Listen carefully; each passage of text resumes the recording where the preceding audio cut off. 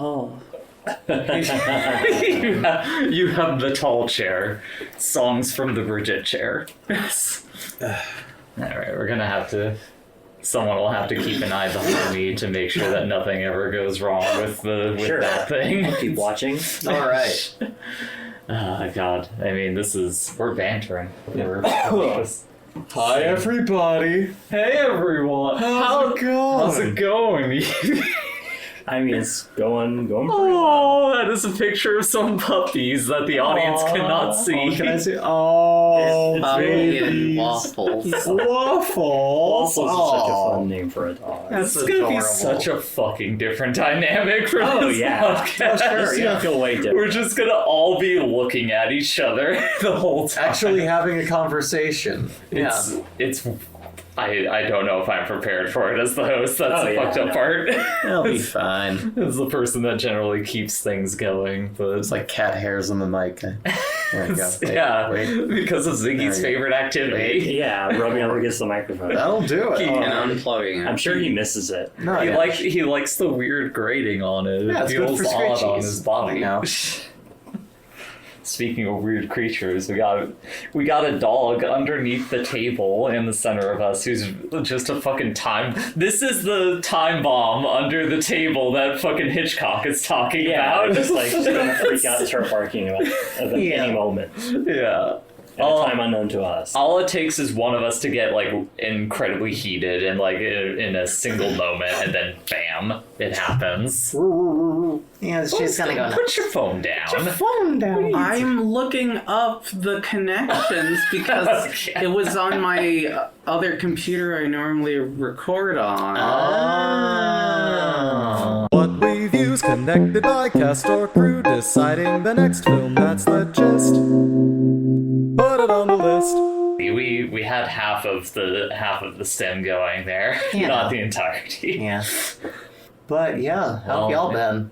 I haven't even introduced what this is. Hi everyone, and welcome to Put It on the List. Oh, sorry. I don't need a soundtrack. Oh, okay. Hi everyone, and welcome to Put It on the List, the bi-monthly, sometimes movie club where we all gather together and discuss a film of one of ours choice, and the next person in line has to connect their film by either cast or crew. First person in the rotation, introduce yourself. One currently on their phone. I'm Bridget. So and I'm professional. here in Pog form. She is. She's back. A You're not dinosaur hogging, story. though. You're simply sitting there like a normal human being. Yeah, I'd be like, oh. What do you have to say to that? Yes, and? I meant like, PAW. Two out of four there. Number 2 in the rotation. I'm Evie, and I'm here for this podcast as well. And then number 3 in the rotation. Hi, everyone. I'm Bri. I want you to be friends with me. And I'm Jay, and we are all here sitting around a physical table. That was your fault. That was entirely your fault. Not even 5 Look at the minutes. waveform! Oh my god! You're gonna have to fix that. No!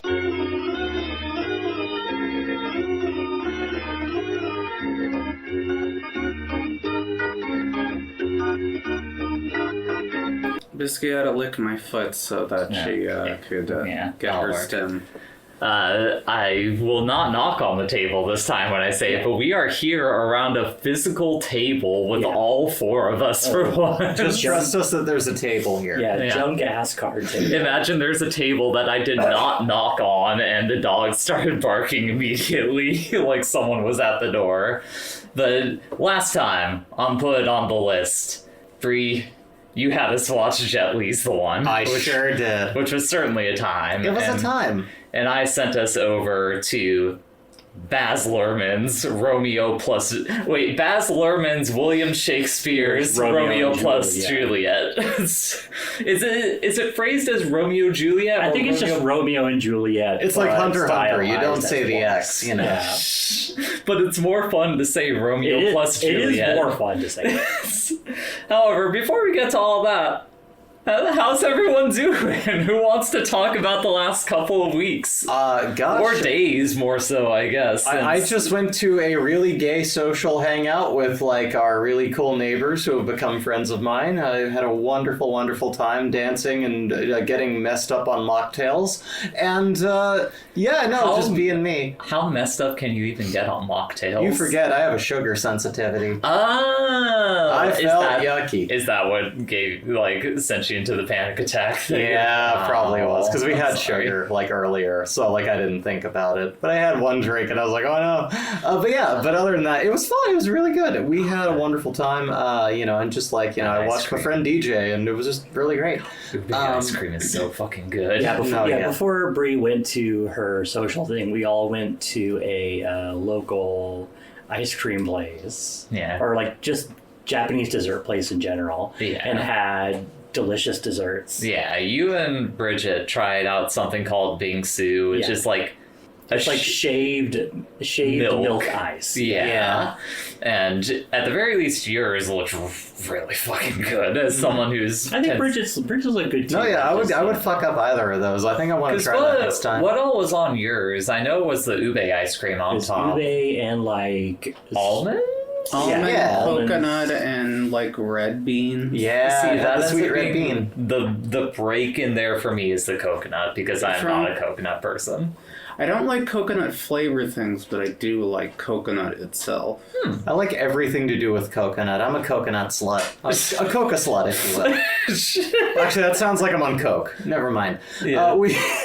Or high on chocolate, which you're definitely not, because, we had the sugar issue that we were just discussing a moment ago. Moderation is the name of my game. I'm going to see a doctor. But I also recently finished a little comic I was working on. Literally, as I was setting up the table that set off the dog, you were finishing up a comic. And it's been a really long, as a digital artist, as any of you who've listened to this for a while know, this has probably been the most involved project I've worked on for the longest amount of time, even beyond it took me 2 weeks to make my VTuber, aside from little updates, but this has been a month or so, and it's been really rewarding to see it come together. I'm really excited to release it. So. I'm happy for you on that. Yeah.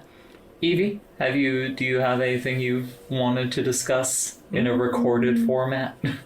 There hasn't been too much going on. We've been, I've been playing Hades 2, which we've all started playing. Except for Bri. As far as I know, doesn't really play I'm the most casual gamer. I play grindcore games, that's about it. Yeah, so, Hades 2, that's pretty good. I've been continuing to play Trails through Daybreak. I don't know if I talked about it, but I play that game in 20-minute chunks before I go to sleep every night, and so I'm coming up on 30 hours, and it's I don't know, it's good, it's compelling. I feel like some people would argue that that's the best way to experience a really long JRPG, is just divide it up into just little chunks every day, and you slowly chip away at it. Instead of binging for long amounts of time and absorbing and forgetting multiple bits of it, you can just be there for it. Yeah, and it works. People do enjoy just delving into that stuff and going all the way through it, but it's I can't keep up with it like that. No, sure, couldn't be me either. Bridget, Miss on her phone. How was your trip down to Portland? How's it going? My trip was fine. Effectively just playing Hades 2 the entire time. You brought some gifts down with you. I feel like we would be shirking our duties if we did not talk about the thing that we started watching last night in Chargeman Ken. Oh, God, yeah. Chargeman Ken, which I have been trying to make Jay watch for a good bit. Well, here's the thing, is you are a connoisseur of bad media. And it takes a really specific, combination of elements for me to look at a bad thing and be like, that's got the fucking sauce. Yeah. And Chargeman Ken has the fucking sauce. I want you all to realize, like, anyone listening, when you consider, like, the 80s anime era where you see things like Speed Racer and all that hand That's not the 80s. That's not the 80s. That's like the 60s, Oh, 70s. shit. When yeah. was Chargeman Ken? The 60s Also or the 70s. 60s. All right, fuck it. So that era of hand-drawn animation, I want you to consider something that makes Speed Racer in its original form look like Fantasia, okay? I'm talking like most of the sound effects aren't there. Most of them, it's just implied that there's a sound, and it decides when to throw a sound effect in very just erratically. And it's basically about this boy who, you know, does a transformation and pulls out a gun and solves all of his problems with a gun. Sometimes on school trips or at school, if that's where the aliens are. And basically what we learned from him is that when you splice together probably 2 different episodes into different scenes of God knows what the fuck's happening, you just pull out a gun to solve your problems. Churchman Ken, he's our guy. It's truly astounding in terms of, like, what needs to be understood is that, like, that era of, like, anime is, like, the most formulaic, I would say, probably era of anime, where it's just like there's a problem of the week, you get in there and the hero solves that problem. Yeah. So I think, like, my issue going in, or my expectation more so going in, was just going to be like, it's just going to be like bad, boring monster of the week stuff that doesn't really do anything. And then by like the 4th episode, there's a space botanical garden that, like, there's a threat at, and then suddenly halfway through the episode, for some reason, Chargeman Ken is underwater fighting Like, there's the no aliens. explanation. It No. just Yeah. is there, and you're supposed to... Into it. Also, there's one episode where there's just a mummy man. Yeah. Not like Egyptian stereotype mummy of, like, person wrapped in, like, cloth or something like that, but just like a mummified desiccated looking corpse. dude. Yeah. It's- And one episode is just inexplicably Westworld. Yeah. With really, really offensive. Culturally insensitive to it. Yeah, it's Sad terrible. To the point that I saw it on screen, I was just screaming, like, oh my god. Yeah. Yeah. You can't keep talking like this, white baby. You can't do that. So, Oh, God. I described it to everyone here that, like, the thing that makes it really work is that unpredictability, and also each episode is like 5 minutes long. That's the only way it can work. Like, you get in, you get out, and if you've hit a point at the end of the episode where you're like, okay, I've had enough Chargeman Ken for the day, you can just leave. It's hard to hit the end of an episode and like think that there's like I've had enough Chargeman Ken, because it always ends. The beginning of the credits is always with a still from the show where it looks like Chargeman Ken is threatening his little robot friend with horrible violence. His robot friend Doritos or whatever. Yeah. Barracan. Barracan, yeah. Which I'm Peter Barracan. he has a little freak that follows him around. Like, the and- minute you see him in the first episode, you're like, oh, I already hate this I little hate this freak. little guy. He's I hate him so and they much. use the same still every time in the credits that is like Chargeman Ken looking back at him in his little ship, just being like, I will fucking beat you to death. I'm going I to will kill you. wrap my You say fingers. one more goddamn word, you little freak. It's fucked up. And his little friend, the girl, is just like, just sitting there like, I want to say something, but I'm afraid to speak up. Like, Barracan is calling 911 and like pretending like he's ordering pizza. Like, it's not good. It's bad. It's really bad. And they demean him too throughout the episodes because he's like the doofy sidekick, so it just amplifies Like, ah, that. fuck you, Barracan. Yeah. Ah. Maximum disrespecting Barracan. Yeah. It's so good. Everyone's wearing future space pajamas and acting like, we're children, we're children, we're also, children. Everyone Space looks like a pajamas weird and, like, homunculus. Yeah. Like, it's Renaissance fair. Like, somebody just had like a jester hat or like a crown. Everyone has fucking shoujo eyes. Like there's everyone. some handsome-looking gentlemen. There's one. in that. His father looks like handsome Tom Tucker. It's fucked up. It's And like So there are times where it is clear that, like, when they are producing the show, it's just like, we need a person. Someone draw a person right now. It's just like, is this a person close enough? Put it under the camera. How are we gonna animate his arms? Just fucking do it. Move the arm thing back. This thing is due in 20 minutes. Hurry up. I found a way to explain kind of like how the plot structure flows. Go for it. You know that Dexter episode where they just had a kid call in and like give his example of what a Dexter episode would be? No, I have no You idea. are stupid! And he makes a friend with his computer. Well, this is the thing. For anyone who remembers that, listen, it's a well-known thing. I'm not just pulling something out of my ass.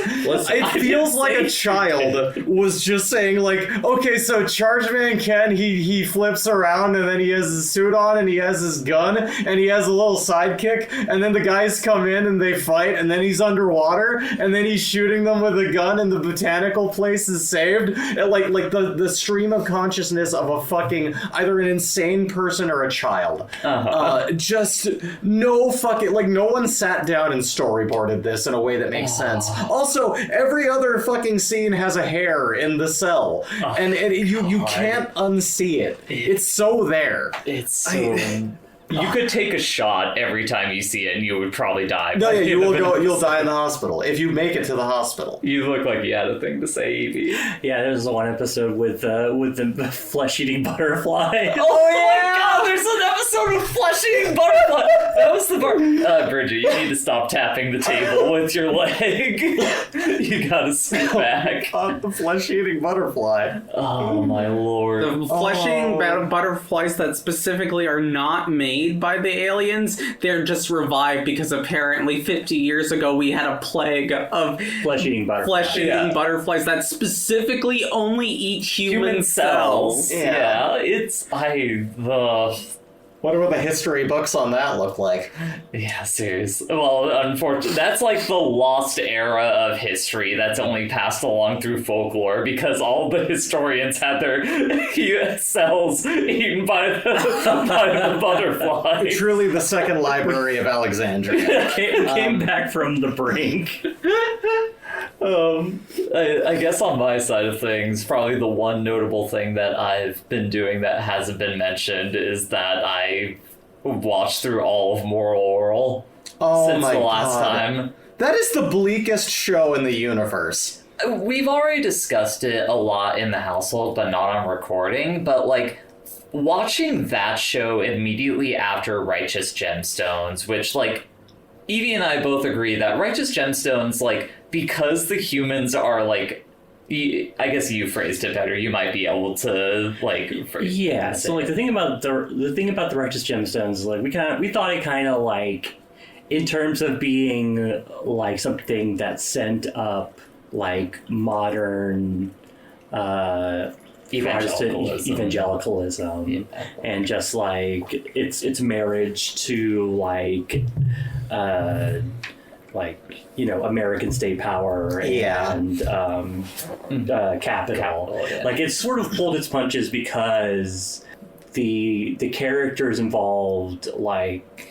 You can tell that the writers liked those characters. Yeah, liked those characters, even though they are horrible. Mm-hmm. But like, Moral Laurel goes so much harder in the paint, in terms of like being a critique of those things because all of the characters are just one-dimensional cutouts of people. Yeah, these weird little claymation abominations, and it's essentially about how like. Through Protestant evangelicalism, like, America has, like, created its own, like, personal hell on earth in suburbia. Like, there are so many episodes where it ends and you're just like, oh my, how do you live in this world? Like, it's so dark. Like, I think probably the most notable episode, it's called Alone, and it's not really about any of the main characters, but it's like a snapshot of these 3 different women living in Oralton. And it's essentially just about how this society that they live in has just like permanently damaged them in ways that are like hard to like summarize. Yeah. Like It's so fucked up. One of them, literally, their mother, like, ripped out their reproductive organs after birth. Like, immediately when she was born, was just like, nah, get that shit out of her. It's like, holy fuck. It's brutal. And, like, there's, like, 2 rays of sunshine in that show that basically just say, like, no, ultimately you have the ability to get through that kind of upbringing and trauma, okay? It just, you have to, like, hard divide yourself from that. Yeah. It's wild. It's probably now, like, in my top 3, like, William Street production, or I guess that one, I don't think that one's William Street, but, like, Adult Swim original productions that they have ever done. Like, it's so good. It's unreal. It's not Perfect Hair Forever. Oh, God, we don't need to talk. Fuck Perfect Hair Forever. That thing's so dumb. Give me a moment here while I pull up the listener feedback back that we've received so far. You can follow us at putontheList.bsky.social. You can find us anywhere major podcasts are sold. Maybe at some point in the future, if you're local to Portland, you might hear us on the radio. I'm talking to a local broadcaster here soon. So What? That's the first I've heard about that. don't worry, I'll take care of it. I can only submit us. I can't say we're going to go anywhere. I just know that they needed another queer block filled full of a bunch of laughing weirdos. Not on tape. Thank you. But you can find us anywhere major podcasts are sold. Put it on the list.neocities.org. But yeah, we get feedback from people. You can send us feedback there. Also, wifecitygaming@gmail.com. You can send us emails there. I haven't checked if we've gotten anything since. But I know we got some replies here. We got mostly replies from Owen. Uh-huh. Shout out to Owen. Definitely a lot of Shakespeare-related things. So I'm going to take a brief moment and check the emails. 1 moment here. Well, what's up with the Eevee Minute? Bridget keeps jumping in with, here's the Eevee Minute, and then just doing things that don't involve me at all. I don't know. We the past weekend, before this weekend, where we're recording, Jay and I attended a queer board game night at a local game store. That was super fun. It's quite a thing to just like be in a place where there's just like a bunch of just like trans people who like you don't know necessarily, but like you're all just like having fun and hanging out together. That's quite cool. And also the store is quite nice. It's got like a big statue of Big Boss right in the entrance, which is very fun. Big Boss from Metal Gear. Yeah, Big Boss from Metal Gear Solid 3 Snake Eater. Delta. I think it's just regular Snake Eater. I don't know if I should read this one. That's always... Well, you can always edit it out later if it's too spicy. If it... You know what? Read it and see if they accept us on the...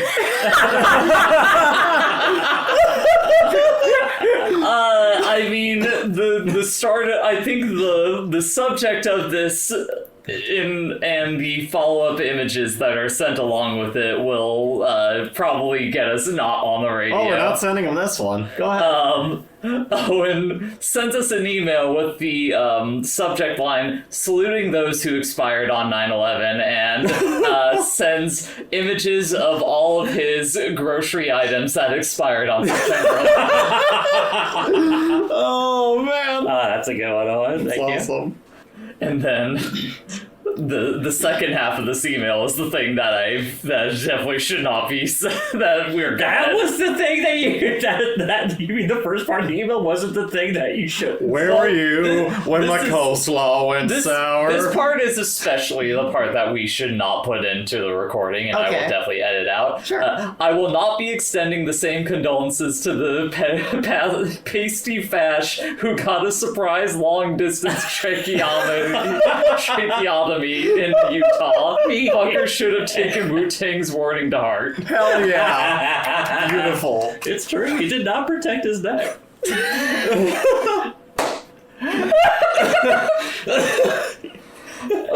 is why you don't stick your neck out for certain.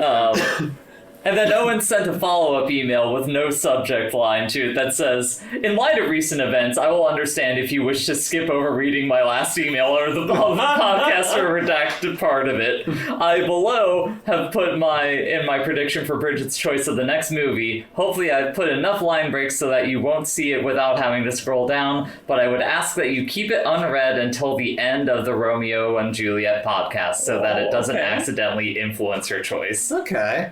And I will say, it's one of those ones that's like, it's too obvious of a choice. Okay.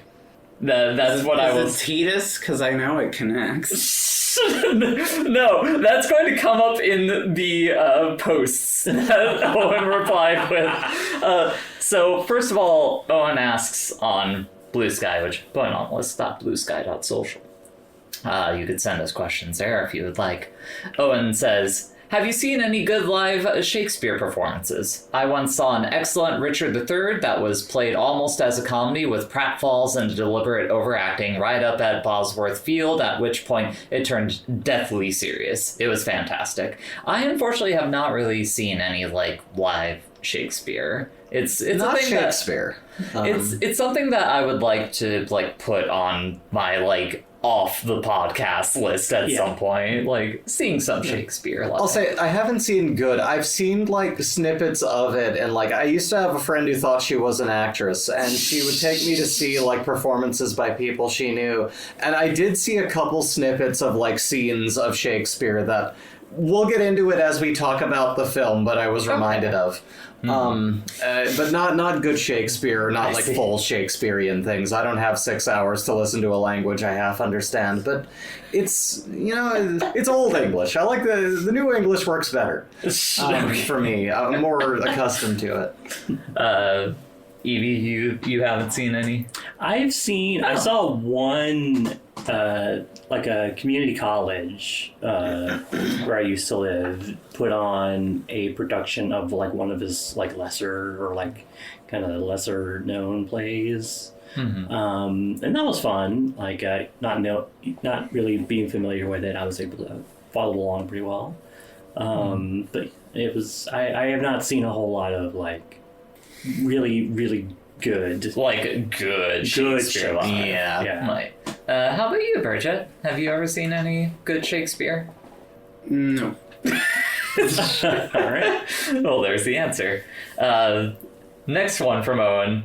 Shakespeare counts as crew for this, right? The next person can pick Titus, right? Is it Sass's choice next? Sass, pick Titus. Do it for me. It has Anthony Hopkins. I know you love Anthony Hopkins because everyone loves Anthony Hopkins.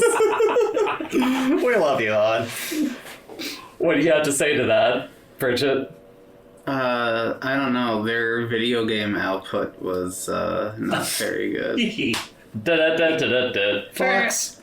And then lastly from Owen, he says, besides Titus, Kurosawa's Ron, based on King Lear, and Throne of Blood, Macbeth, are maybe my favorite adaptations of Shakespeare. Throne of Blood, especially for the completely deranged way that ending was shot, which I've seen snippets of that, and I need to watch more Kurosawa, but like that especially is one of those ones where it's like, I need to see that shit. That seems like it whoops ass.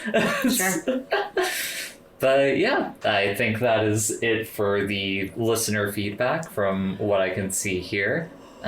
So now is the time where we get into discussing the movie of the week, Baz Luhrmann's William Shakespeare's Romeo and Juliet. Yeah. Which, I mean, the summary is generally pretty easy because it is a modern retelling of William Shakespeare's Romeo and Juliet. Like, when you take it at its face in that sense, Modern-ish. Yeah, it's like It's 30 years ago now. Yeah, it still reads as pretty modern. I wouldn't say it's timeless, because there's like needle drops in it that are definitely of the 90s specifically, but I feel like as a representation of a modern Shakespeare. By comparison to 1597, it's pretty modern.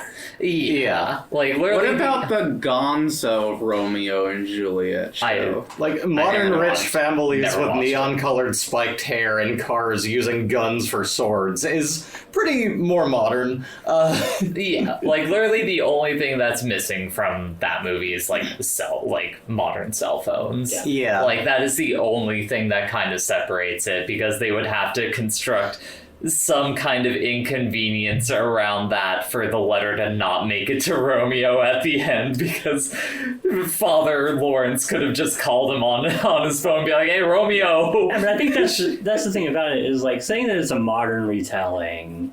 Sells short what it's doing. Sells short what it's doing, which is it is straight up just like the dialogue.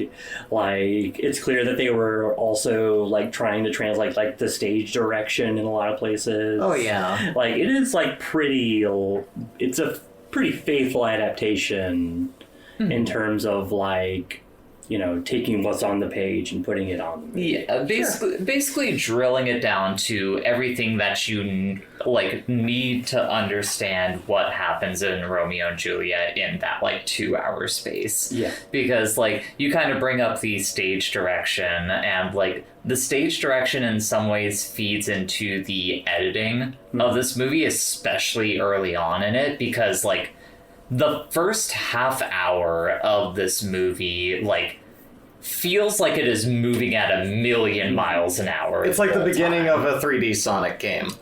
Evie made up a good, or didn't make up, but made a good connection with John Woo, specifically Hard Boiled, with the first action sequence where it's the House of Capua and the House of Montague getting goons end up encountering each other. Yeah, and getting into a shootout at a gas station. I bite my thumb at you, sir. I do not bite my thumb at you, but I bite my thumb, sir. It's so you're watching these very modern rich kid families getting in an argument in modern day, in the old tongue. I don't think there was a moment in this film that my my sense of, what do you call it? Suspension of disbelief. I never had that. There was never a time where I could look at this and take it for what it was. But I loved watching it. It was a fascinating thing to watch happen, but I knew that it was this experimental blending of two things that I couldn't get absorbed in it. It's funny that you say that, because I feel the exact flip side of that. Really? I feel like that movie is such a spectacle up front that it kind of demands that you as the viewer are either in it or you get off the fucking train, effectively. And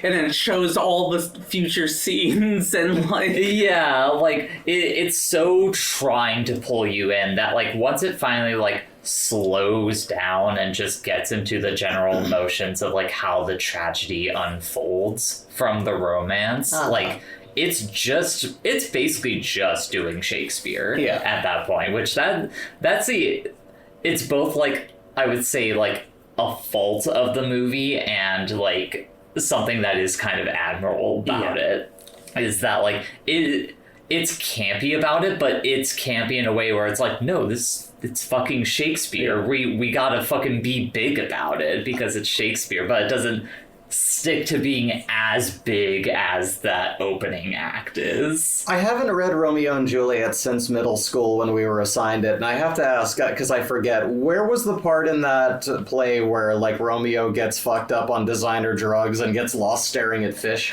That's one of my favorite kind of twists they put on. But Evie, you look like you had a thing to say first. I think it is it is a thing in the original play where he I don't know if he gets drunk or if he does have some kind of trip as he goes to the party at like the Capulet's place. It doesn't matter the era. There's always drugs. I guess that's fair. There's always some kind of drug going around, but like I could have sworn that it's mostly just that Mercutio is just like really gassing him up to be like, no, let's go to this fucking thing. Like, we are going to party. I am a queenie bitch, and we are gonna have fun. Mercutio is so good. I love him. Yeah, it's also been a long time since I've read it, but I think that is a thing where like either like I think the thing is like I just can't remember if the drugs are figurative or not. I feel like it's supposed to be more figurative because the whole speech is that it's kind of like how essentially Mercutio is equating love itself like with a drug. Like it is literally the drug that him in the movie is holding up is like a like thing of X with like a Cupid's arrow heart on it essentially. So like it is towing that line of being like, this is love. Love is a drug. This shit's gonna kill you, man. Yeah. But also, you don't want none of this shit, Romeo. But also, the like figurative drug, so easily forgotten. But also, like, it also makes sense to like literalize it in that way because I don't think you can. It makes sense to do that in order to get them to that part. Yeah, and also to like kind of express what the play is expressing in that moment, where it's just like love is like a drug that will make you do stupid shit. Yeah.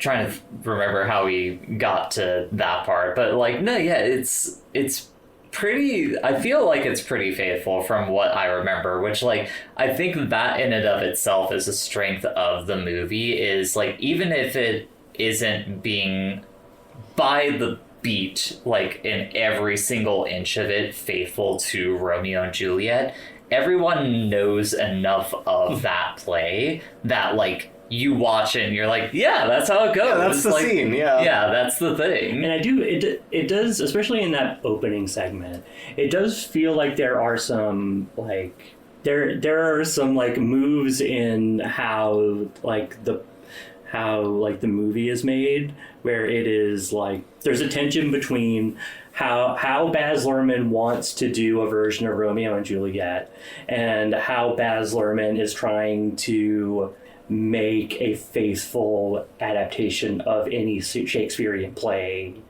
palatable to a modern audience. And like there's that segment where it is like just the newscaster giving the intro to the play.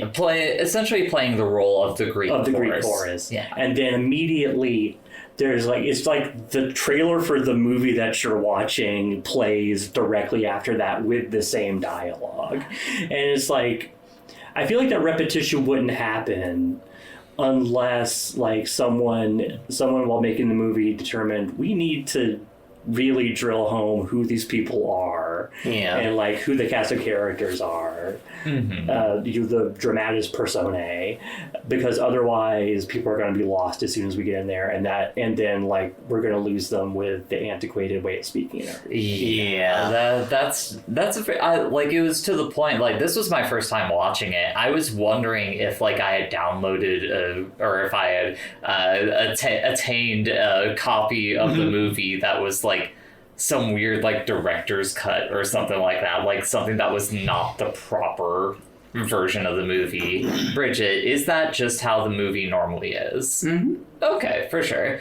Because it was very weird to have those both back to back, but the way you say it does make sense. Like, especially as someone who hadn't seen or read Romeo and Juliet in a while, it does help to kind of have all of those characters laid out and be like, this is the cast that you are working with here. It's like, oh right, there's all this stuff with like Paris and like played by Paul Rudd. Paul Rudd. It's so distracting. it's the most it is more distracting than seeing like normal modern people saying Shakespearean dialogue. It is seeing Paul Rudd's doofy ass face on screen saying Shakespearean dialogue. Paul Rudd, who's basically always smiling, getting cucked. He doesn't technically do anything wrong other than exist and be Paul Rudd. Yeah, Not he be just important. plays the buffoon more or less for this movie. But he has the Michael Cera effect of like, I can't separate Michael Cera from being Michael Cera in every Michael Cera role that he's Michael Cera. Which is a shame because Paul Rudd is good. Yeah, like he is a good Nothing wrong with actor. him. It's just that he's become such a like pop culture like figure that you cannot separate that from him. Now Juliet I can get into. It doesn't help that, like, for instance, if you were to watch like his Conan bits and how Paul Rudd just effectively just looks the same these decades in... He has a very, like, youthful face no matter what age you're looking at him at. It's a very Keanu Reeves, Like there was that whole thing where he did a commercial for the Switch 2. Oh, right! Where like they played up how much older he looked. Yeah. And that's like the first time I ever was just like, oh, he's like in his 50s, yeah, isn't he? he's a big Boy older guy now. So, like, that's because the fact of the matter is, like, if you pulled, like, your cultural idea of who Paul Rudd is away from this movie, he's playing it, like, as straight as humanly possible for his role. Yeah. Like, he does not feel out of place there. Yeah. Which is, like, essentially how all of the actors feel in this movie, which is what makes it such a fascinating thing to watch. Is see, like there were definitely moments, like even like separate from like the content of of like the movie itself and like being in it, just like seeing these different actors, like John Leguizamo and Paul Rudd and Bri and Jae, just like doing Shakespeare. It's just like, this thing fucking rules. This is great. Like regardless of we talked about this a lot in this like recent watch that we were doing of it. Like there's something to be said of like if you were to show like a seasoned Shakespearean actors some of the performances in there, one could imagine them looking at that and being like, this is a fucking abomination. Yeah. But like there's something to be said of like how well this movie is cast, how well each actor like really plays things up in their own individual ways that like really breathes life into every single scene that you watch. Like, especially the subject of like what me and Evie were talking a lot about during the watch was like specifically Claire Danes and Leo as Romeo and Juliet in this movie, where like neither of them are super great in terms of their acting. I would say Leo is like a little bit better than Claire Danes, but like there's such an electric chemistry between the two of them, and the crying scene. It's bad. That crying is bad. Well, I don't say that crying is bad, but I think generally speaking, like Claire Danes, like she's doing a good job. She's trying. And a lot of like physical, like in terms of like selling a lot of like.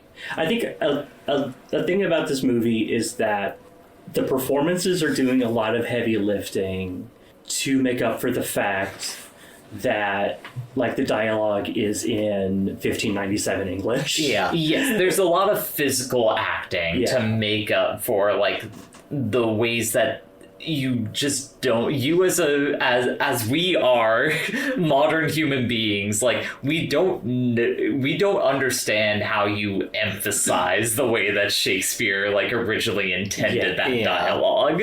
Like, and that's what makes like so many of the scenes like fun, is seeing the choices that each individual actor is making in their physicality on stage. Like when you have like that first back and forth between like Romeo and Benvolio, like where they're talking about like So what's the deal with Romeo up front? It's like specifically Romeo up front, he's like lovesick about the other Capulet girl who we never see in the movie. Rosaline. Yeah. Like, Yeah. we never see her. Like, he is lovesick about her, and there's just this really good back and forth between the two of them where, like, your understanding of it as a modern audience is entirely based on, like, how they are, like, gesturing towards one another. Yeah, and like their inflection, like how they're like how like the tone of the conversation, kinda. Yeah. Would any woman be good for Romeo considering his emotional state?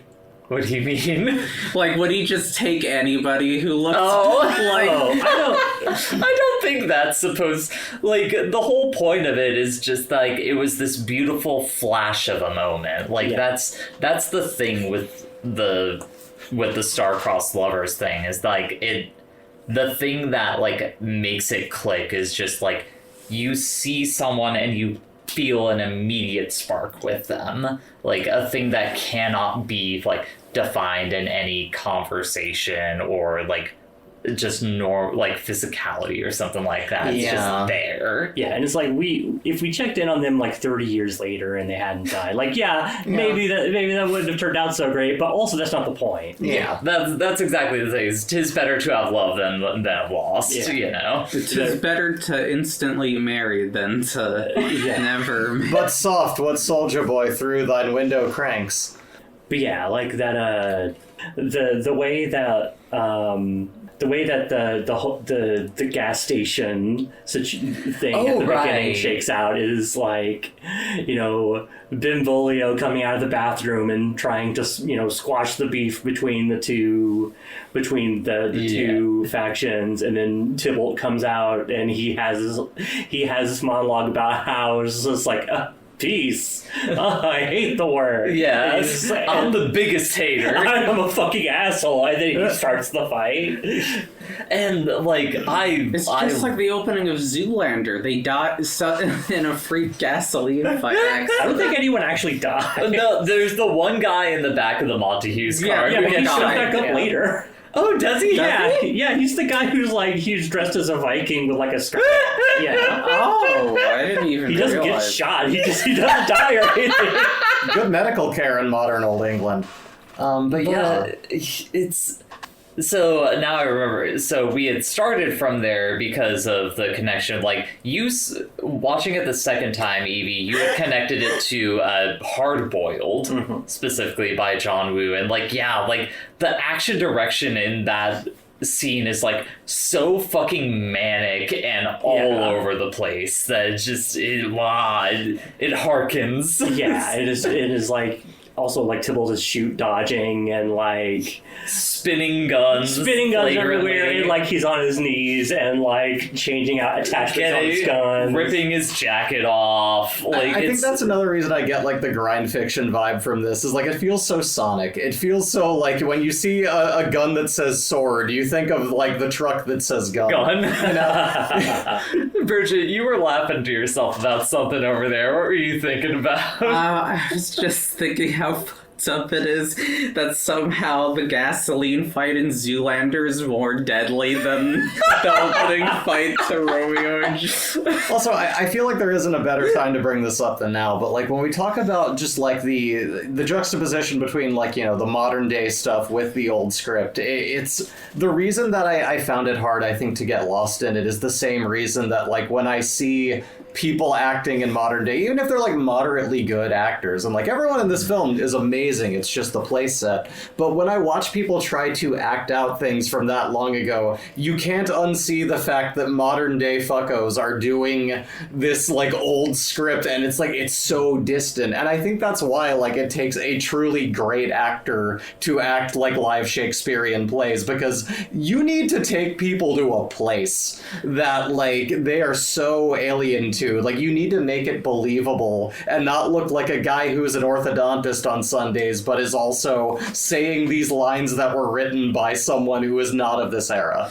Well, going back to the point I was making earlier, I think that's why the physicality of the performances in this movie, like, It's well directed. Yeah, that's the thing. Like, it's so well directed in terms of, like, getting like motion out of the characters, that like that is the thing that like kind of pulls me in. Is like you are pulled in by the energy of both the direction and the editing and the acting, to the point that like you can, at the very least for me, I can forget about how fucking ridiculous this is. That Captain Prince is saying banished. Banished. Both are punished. Like, it's ludicrous, but it works. It fucking works. Like, some people are just bringing like real powerhouse performances. Like the lady that plays Juliet's like handmaiden is so bobbing like, back and forth. She brings such like a modern character energy to this role that is like I love her. Years old. She might be my favorite character. She's up there, I feel, because it's not well, there's Mercutio, I guess. Well, yeah, Mercutio is another like phenomenal example. They take some dude that was basically just like Romeo's friend that was there to and he is like he becomes the queer representation of the movie. Like he's the actor's name is Harold Perrineau, I believe, and like he just fucking he steals the show. Like, he is totally just like the highlight of the movie. Yeah, the scene. It's sad when he dies like earlier than everyone else, because it's like, man, this was about him. But also the scene where he goes out is like one of the highlights of the movie, because he really like nails like bringing that dialogue into a modern space, like really pulling you into that scene. But that was a good scene. I think that like one of the moments where you feel like, oh, this is where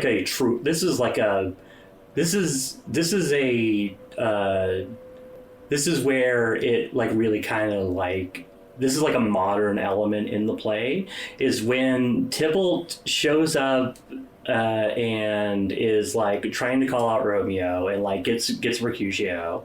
And Mercutio is just kind of blowing him off and just like fucking with him. And then Tybalt is just like, oh, have you consorted? Have you consorted with Romeo?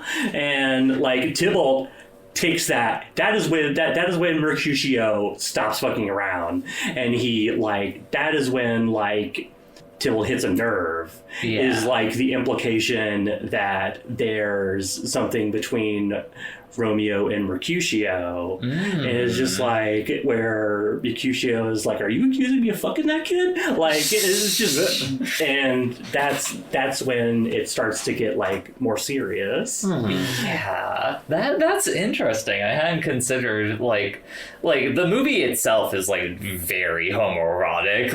It's got that strong energy to it, but I hadn't even considered that read of that.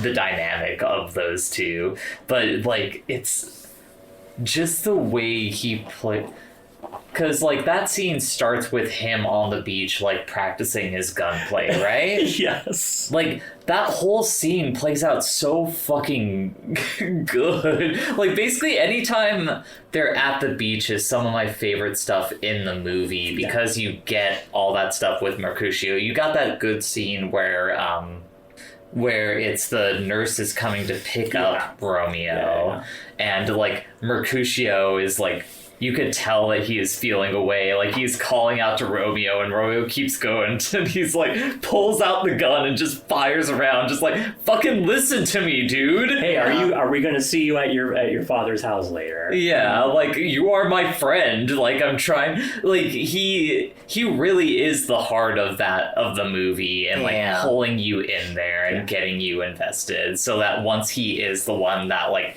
finally eats it, you feel that the confrontation between Romeo and Tybalt after Mercutio has died, like where Tybalt is basically holding the gun to Romeo's head, and Romeo's just like, yeah, do it, either me or you or both of us have to die. Like, and he just keeps screaming it, and it like it sells that fucking scene. That was like one of the most powerful moments in the movie. Like, and it's so campy, and it's like you could argue that it's not really well acted in a traditional sense, but you feel it. Like it is an argument for like just purely emotional like heartstrings pulling in a way. Who hasn't like been in one of these rages in their life where they're like, I could see it, like. But I think that is one of the things about like making a movie like this, where it is this play from 400 years ago is transposed into like a modern day setting, where like it is an exercise to see like how is this work still relevant in the time in which we're making this movie. And like I think it does a really good job in making it and like kind of showing the way that it still has relevancy. Like particularly like you were saying, like this is a work that's in conversation with not just like hard-boiled and all like all John artistic Woo stuff, general, but also just like it is very like it's clearly invoking like the LA riots. Yes. Yeah. And really like sensationalist like news media, because that was the thing that we like almost got into in conversation while we were watching it. We were like, no, we gotta save this for the podcast, because like it's a movie that I would argue like I would almost argue that this movie is fucking brilliant if it weren't for the fact that I don't know that the choices it made were like intentionally like trying to be smart. It, like the choice of making the Greek chorus like news anchors just really plays well into like sensationalist media around like tragedies. Like literally that is what we are seeing there. Like every day, like the 24-hour news cycle is like just making a story to put onto like beam into your fucking house and then pass along the very next day. I hadn't even considered that. That is someone's own personal tragedy. Yeah. I wonder if that was intentional to be that like layered. Yeah. Yeah. Well, it's the sort of thing where it's like I don't think it. Like, whether or not it's intentional is kind of beside the point. No, sure. It works as an art to express that, whether it was the intention or not. Yeah. And I think it is both like it is both like clever in a way that it kind of like it enhances the relevancy of the work itself, but it is also, if you're looking at it from just like a sicko like appreciator of like Shakespearean work, like it's a really clever way to do the Greek chorus, in a way that's not like isn't someone like just like some random person off the street comes up and looks at the camera, is like, here is the saddest tale of Juliet and Romeo. Like, well, yeah, there various movies have done things. Obviously, there's like Little Shop of Horrors where the chorus is literally dancing in the street, part of the sure. But like, I think what we were trying to say is that like the usage of like the news anchor like as diegetic. That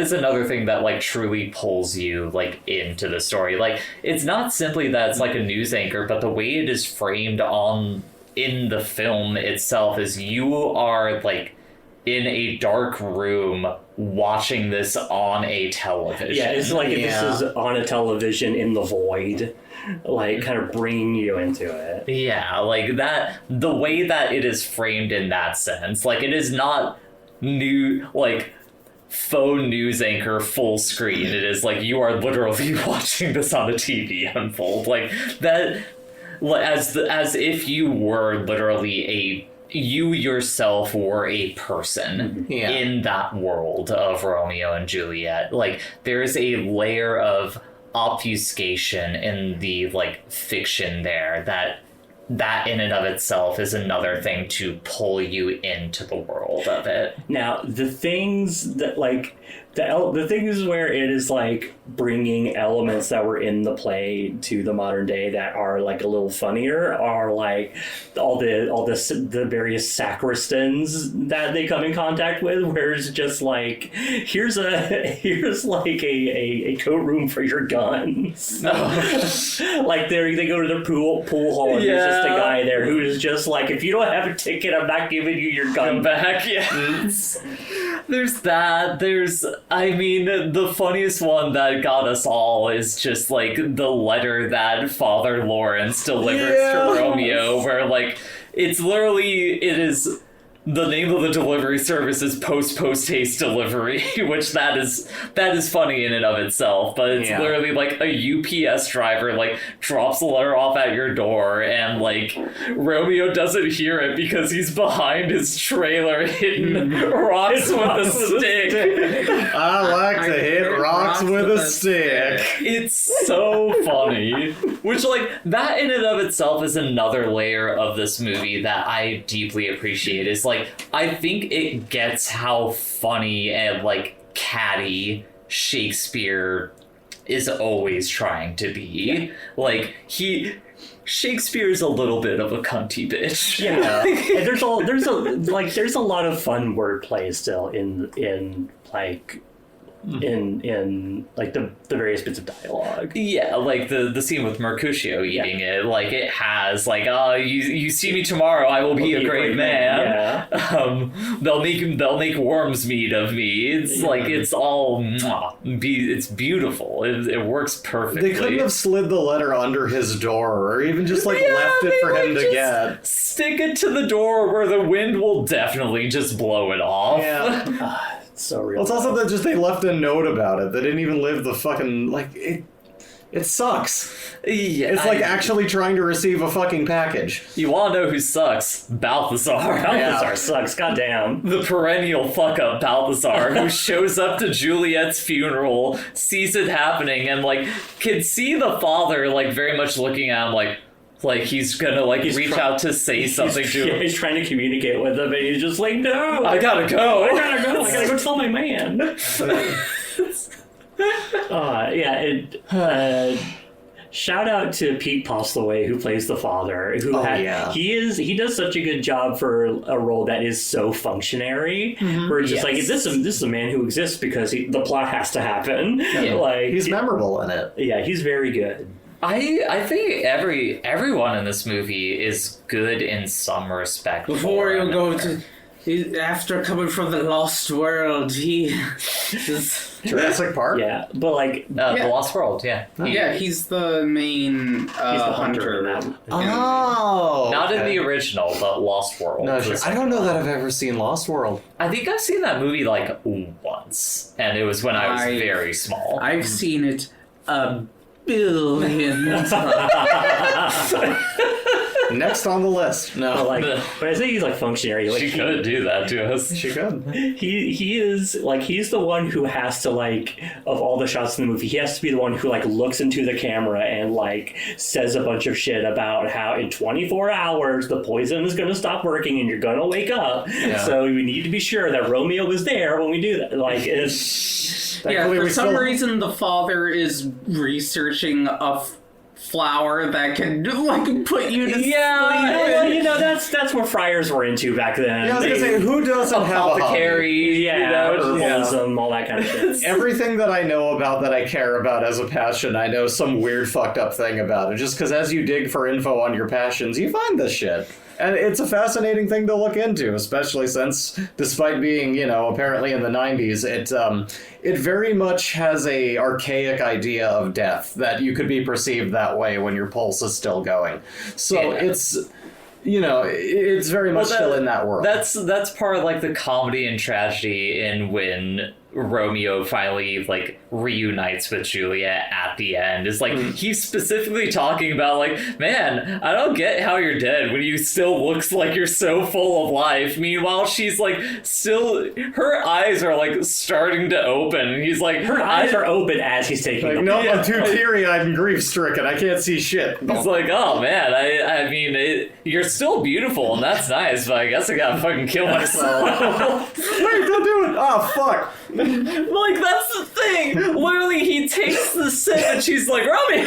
I wasn't sure if it got in his mouth. It was so quick. Yeah.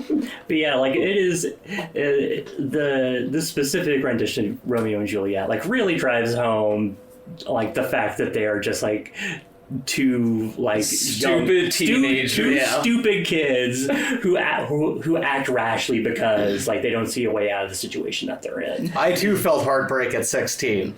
Yeah, but like the chemistry between those two really works. Like, yeah. I have to imagine that the audition process for that movie was like whichever two actors they were considering. They're like, you have to do the scene. You know, Romeo, wherefore art thou, Romeo? Because, like, that is the scene that if that doesn't pop, nothing about the movie works from that point forward. Yeah, that's the scene you gotta nail. And I think that scene really, really works. Yeah. Like, it's shocking. I was kind of shocked how well it pulled me in. Like, as someone who I think can get a little bit jaded in regards to especially like classical, like really that classical of works, and especially something that is like a cishet like romance. It's hard, in that sense. Like, you gotta pull a lot of legwork to pull me into something like that. Sure. But I think it does a great job. People love seeing two gorgeous people fall in love, you know? And die. Yes, and die. And die. Because, you know, you see this majesty and you're like, maybe one day I could die. Shakespeare's like, I mean, it's gonna happen to all of us, buddy. Oh yeah, another thing that I noted in this second watch was specifically like the like breakneck pacing of the editing. I realized why it was paced like that, because specifically the way that it'll happen is like two characters will have a dialogue and then suddenly like everything is moving in fast motion and then it'll slow back down and characters will talk again. It's because they're trying to get through the stage direction in those scenes so they can like, okay, we gotta get through all the plot beats here in 2 hours. And with all that chaos, it made me realize like if this was paced normally in like the current setting and like design of this movie, it would have looked like a Tim Burton-esque nightmare of just like droning on with like, all the pageantry, just get to the fucking point. It's good that it's kind of sped up. Don't you say that we're going to finish this podcast and it's going to be announced like Tim Burton's doing a... Oh my god. Please. No. He's in his harping on nostalgia phase because he's doing Beetlejuice. Although I guess some people like that movie. People do like that movie. Yeah. Juliet's actress, though, makes me really glad I have cheekbones. I'm like, okay, I see what people see in it. Like, it's a good look. What, because she also has cheekbones? Yeah. Okay. She got them cheekbones.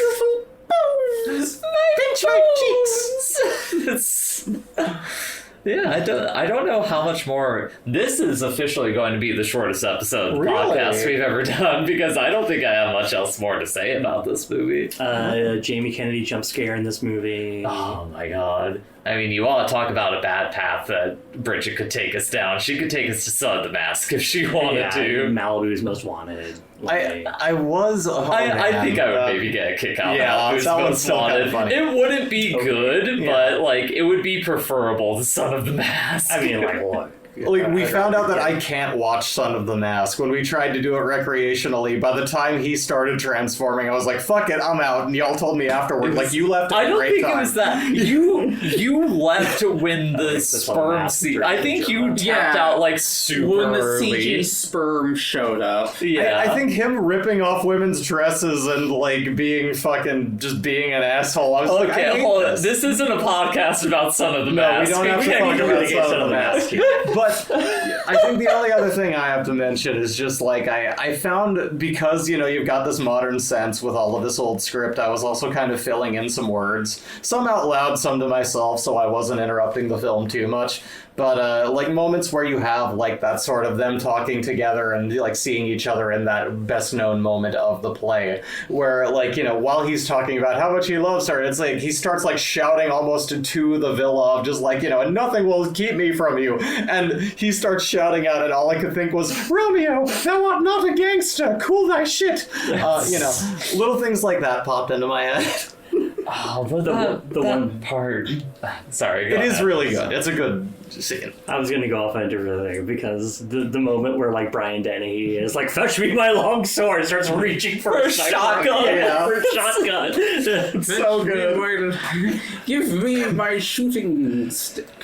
But God, yeah, the ending of that scene of just the two of them constantly being like, good night, good night, good night, good night. Like, I could see like a more jaded version of myself being like, shut these fucking kids up. But it's just like, it's so earnest in it that you're like, yeah, aw, this is adorable. Like, now kid. At the cool church with all the glowing neon crosses. The set design in this movie is great. It really is. It's so great. One of the reasons why I love the beach scene so much is because of the specific part of it where it's like you could tell that there used to be like an amphitheater or something like that on the beach, but it's got like the backstage of it just completely blown out, so you see like the ocean in the background. Like, it's such a like kind of perfect like representation of what this movie in and of itself is doing in the set design, and like that's the type of shit that I'm talking about when I say like I feel like this movie like verges on brilliance. Like it is not like the best movie I've ever seen, but there's like these flashes where it's like, God, this movie's fucking good. This is a good fucking movie. Oh, I remembered a thing I wanted to ask. So everyone here had never seen it except for Bridget, right? Yeah. Bridget, does this mean that like you were more there for when this movie was like a cultural moment in time? Do you want to talk about that at all, and like what that felt like? Because you said on the last episode that like this movie is like a mainstay in your household. So my sister and my cousins would always watch this, and they were deeply into Leonardo DiCaprio. Okay, so it was specifically the Leo buzz around it. Okay. Yeah, it's not... it makes sense that like all of a sudden all the girlies weren't into just Shakespeare in general. Yeah. Like we gotta pull in the youngins. This was after Titanic, or was this before This Titanic? is slightly before Titanic. Slightly before. So, like, it catches the wave right before it hits its full crest. Yeah. Which is, like, probably the reason why. What is that movie? The one where he plays him and his twin brother? I don't know which one that is.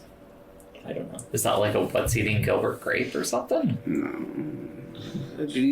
Go on, I'll figure it out. I mean, I didn't have much else. The Quick and the Dead's before this, and but yeah, like it just perfectly hits right at that point where like this movie comes out and it's successful, but then Titanic hits, and that in and of itself, I think kind of like helps increase the half-life of this movie so that it has more of a cultural impact than it would have. This movie was huge, so... No, yeah, it was big, but, like, I feel like this movie falls by the wayside if, like, Leonardo's, like, career does not skyrocket. Or if it was, like, some actor other than Leonardo. Yeah. It could have, like, not had the same level of, like, reverence. Yeah, but because that guy became who he was in Hollywood, like, it helps make this movie, like, stick around. Despite like, this movie is fucking weird. This is a weird fucking movie. It is a weird movie. The budget for this movie was $14.5 million. It made $147.6 million. Yeah. It also helps that like it had one of the soundtracks of the 90s. Also, it's Man in the Iron Mask. Man in the Iron Mask? Where it has two of them together, and they still didn't quite have the technology to display both of them together. You know, you gotta do what you can in the moment for that stuff. But yeah, like this album has like the one Cardigan song on it that everyone knows. It's got Love Fool. It's got multiple Radiohead songs on it for some reason. It's got a children's choir singing When Doves Cry. Yes. Oh man, God, I forgot about that. That's such a wild choice for like a poll. Yeah, because orchestration. Like, yeah, because they're seeing it in the moment where the father is, or like, you know, where the priest is thinking about, oh, if I can help these kids do this, then it will like settle the beef between their families. Yeah. And it's just like kind of through the music laying out how like this is such a bad idea. This is not gonna work. Why do we scream at each other? This is what it sounds like when doves cry. Okay. I think with that, I don't have anything else I could think of about this movie. I want to... We touched on it earlier. John Leguizamo is so fucking good in this movie, where he's like playing Tybalt as just like a weird gunslinger. Like, he would fit in perfectly in The Quick and the Dead. Yeah, absolutely. Yeah, it just like... it's funny to consider just like if he wasn't already in the first John Wick movie, they would bring him back playing his version of Tybalt somehow. Oh, that would be so good! Like, why did you say that? I want that now. Yeah, I know. can't get that. Hollywood, get on it. Sorry, that was probably loud, Bri. No, I've had, like, just for anyone listening, my right ear has been ringing, like, constantly due to a little bit of blockage from mucus, so I'm really disoriented, but I'm pulling it out. Let's see. We've talked about how great Mercutio is. Yes. The parents of the kids are they're functional, they're fine. Yeah. It's fun to see Brian Dennehy talk about reaching for his longsword. Oh, I thought you were talking about the kid who just gets held up at gunpoint and he goes bang. Oh yeah, that's maybe John like Leguizamo threatens to shoot a child. that's maybe like the one ad-libbed line in the movie where John Leguizamo like pantomime shoots a child. You can't solve all your problems with guns. What are you, Charge Man Ken? It's a shame. But yeah, I guess kind of on that point of like the parents being functional, like the best. So many of the actors in this film are just chewing the scenery, and it works perfect. That's why I thought of chewing the scenery, is because John Leguizamo, every time he is talking with his teeth. Yeah, like he's not talking like with his tongue or his chest.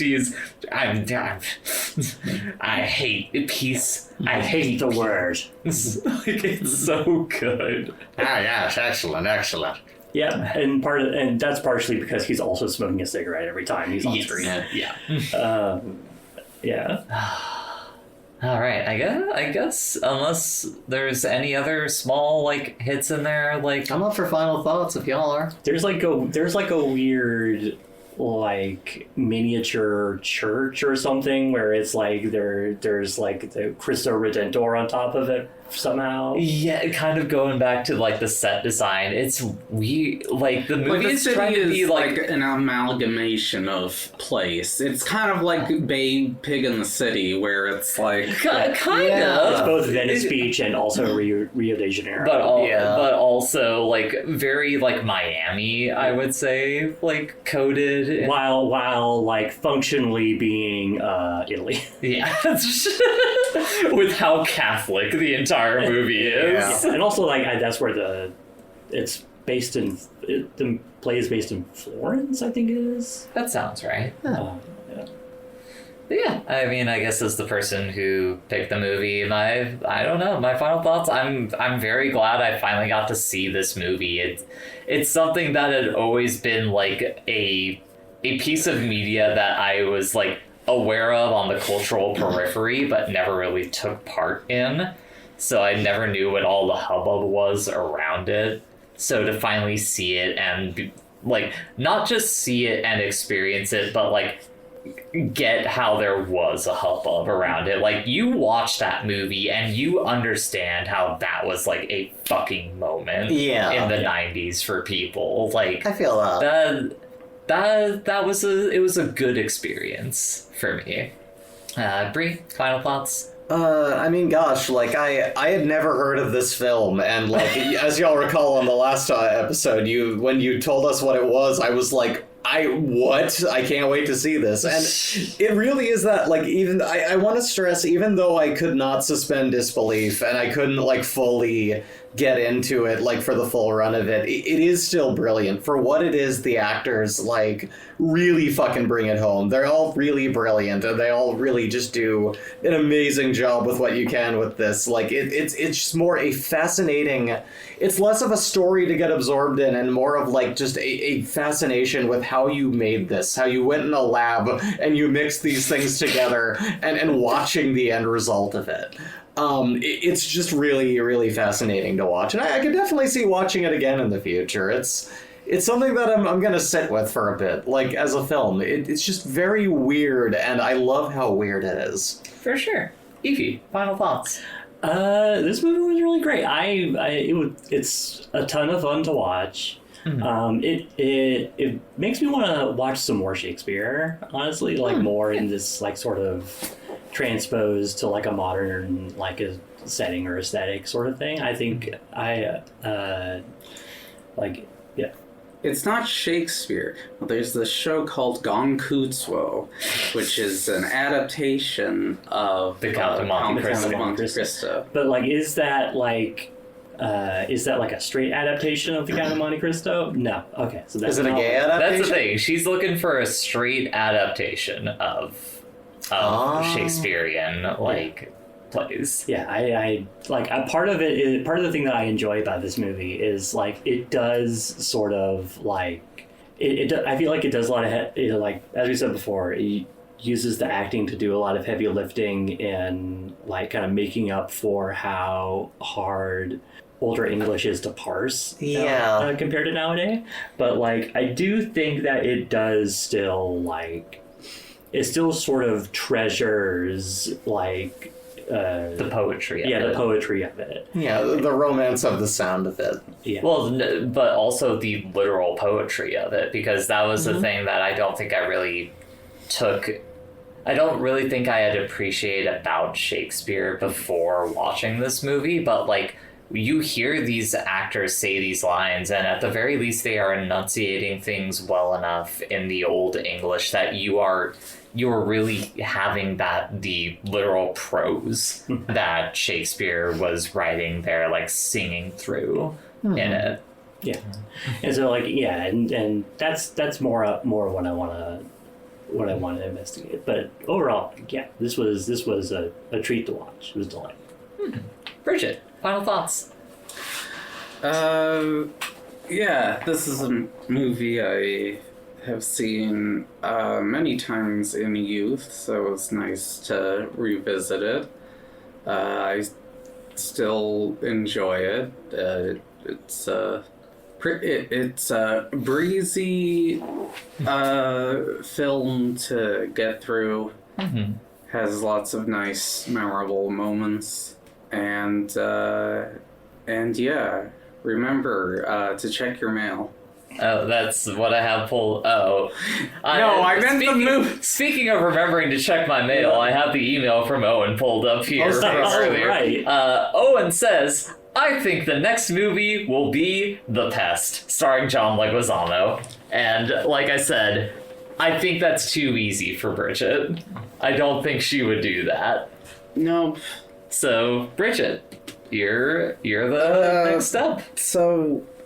I still wanted to be kind. That's a good start to your movie choice. That's such a funny way of putting it. Well, this movie does connect to The Son of the Mass. It does connect to the past. The Sound of Thunder. There's a lot of bad movies Yeah, it that connects this connects to a lot of terrible movies. Instead, I'm going to pick a movie that only has 7 voices in it. Is the one that you told us about before? Is it 7? No. Yeah, it's definitely the Magnificent Seven. No. No, I meant the Sackboy thing. That had to be changed because it was just Little Big Planet, the movie. Well, first you have to tell us what your connection is before you tell us what the movie is. Okay, so, oh, baby. Puppy. We see Bisky sleeping under the... She's She's dreaming about something. She's our mascot. You can get your phone out if you need to remember what the connection is. Oh, no, I know what it is. Okay. So, I'm going to connect to the mixed movie through Juliet. Oh. Okay. What about Juliet? Her Japanese voice actress. Which Japanese dub? Because apparently this movie has 3 from what you told me. The original one. Okay. The theatrical one. There are like 2 others that were aired on TV, but this is like, if you were to get the Japanese Blu-ray, this would... so yeah, she is voiced by Maya Sakamoto. Oh shit. Okay. And so many places to go from Maya Sakamoto. Yeah, surprisingly less if you're just strictly on movies. Mm-hmm. Obviously, you could do a few Luhrmanns, but instead we're gonna do something experimental and do a movie called... we're gonna connect it to somebody called Kiss Shot Areola Underblade. Wait, I'm sorry, what's the title of this movie? Gesundheit? The title of this movie is Kizu Monogatari Yumi Vamp, which is a compilation of 3 movies into one. Wait, how long is this, Bridget? It is like 2 hours and 20 minutes. You scared me for a second there when you said compilation of 3 movies. I was like, how Well, each movie is only like an hour long, so it's not like... That makes it a little bit better. But say the name of that character again for Evie. Kiss Shot Areola Heart Underblade. Oh, that's the name of the character. Yes. Oh. That's the name of the character that connects. Evie already looks exhausted. I want a moratorium on compilation movies after this cycle. Why? This is a conversation for the next episode. Yeah. Wait, what's the other compilation movie we've watched? Reconquista and G. Oh, right! Evie, I'm gonna be straight. None of you would have enjoyed it more if it wasn't a compilation. What does that tell us for this compilation movie? Oh, but this one I actually like more than the separate movies itself, so this is the actual difference in... Alright, well... I also don't like the TV show it's based on, so... Okay. Great. Congratulations, Bridget. You've doomed yourself to having to explain Bakemonogatari to the rest of the podcast next time around. So do I have to? Yeah. Yes, this movie only exists because Bakemonogatari is successful as a franchise. So, congratulations. I'm going to take an edible before the next episode. I don't know if you're going to want to do that with this film, but sure. No, she meant the next episode when we record. Yes. Oh, yeah, sure. Well, so next time, Kizumonogatari... Koyumi Vamp, which was released last year. Oh, so it's a modern movie. This is brand. You know, we've had such a good track record with. What are the other compilation? What other compilation movies have we done? Gundam Reconquista G. Yeah, but that's Gundam Reconquista. That does. You can't discount it because of that. Yeah, that's more of a damnation of Gundam than it. I wonder how much of this flower pod poison it would take to kill me. Look, this is me picking a... Don't say this because you said this about the Uma Musume movie. You gotta be careful with your promises. Has more artistic intent than the Uma Musume movie. I don't know if this movie's good. However, there are artistry things in it I appreciate. Oh, that sounds exactly like your argument for Uma Musume, but in the meantime, Bridget, where can people find you on the internet? What, did you want me to pick a Sound of Thunder? I don't know what I want. It seems like we only have two options with Bridget. We have... Well, it's because I don't have any other prepared, but anyways... And also, it's Halloween. What better thing for vampires? You know, that actually. You know, I know how much you like vampire movies. Oh yeah, the EV vampire journey continues still. It never ends, apparently. Bridget, where the fuck can people find you on the internet? Well, right now, nowhere. But I guess occasionally on once you're back in Florida in November. People can find you. Yes. However, if anybody wants to... This movie's on Crunchyroll. Also, do not watch the TV show. That's bad. Anything else related to this thing is bad. Turn it off. So great feelings for what this film's gonna be. We have to wind down. Bridget, where can people find you on the fucking internet? No, right. Stop. Where can people find you? On Blue Sky, and then Twitch. Well, I'm not streaming right now, but Twitch TV. Twitch.tv/Squatulous. Thank you, Evie. Bree, where can people find you on the internet? Hey everyone, you can find me on Twitch at twitch.tv/EasyBreezyTV. I'm a robot cat girl there, and I play video games and swear and say actionable things. You can also find my art over on it's vgen.co/asnesbo. You can hire me. I'll draw porn for you. I draw dirty stuff. I draw legitimate stuff. I draw some really fancy outfits. You draw all sorts of art. I draw all. You draw art. Yeah. Some art is very filthy, and I don't mind drawing it. So, I do everything. That's kind of why I didn't get into the details of the comic I'm working on. It's quite filthy, and I love it. But, yeah, that's where you can find me. Fantastic. Evie, can people find you on the internet? Nope. Yay. Fantastic. People can find me on the internet. I'm not going to tell you where. However, you can find the podcast and put it on the list on bsky.social.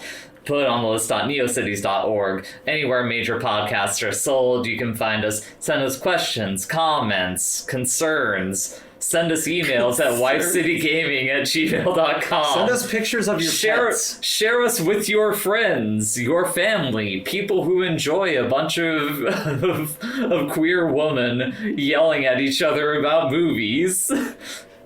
Goodbye.